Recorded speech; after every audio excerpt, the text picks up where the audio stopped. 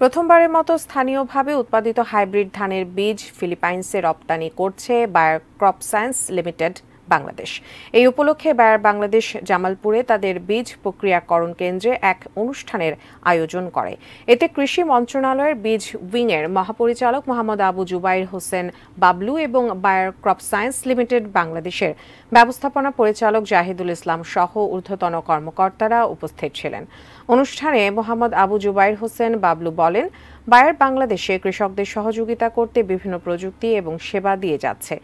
ইতোমধ্যে বোরো মৌসুমের হাইব্রিড ধান বীজ উৎপাদনের সক্ষমতা অর্জন করেছে এবং বাংলাদেশের চাহিদা মিটিয়ে এখন বিদেশে রপ্তানি করতে প্রস্তুত বায়ার বাংলাদেশ।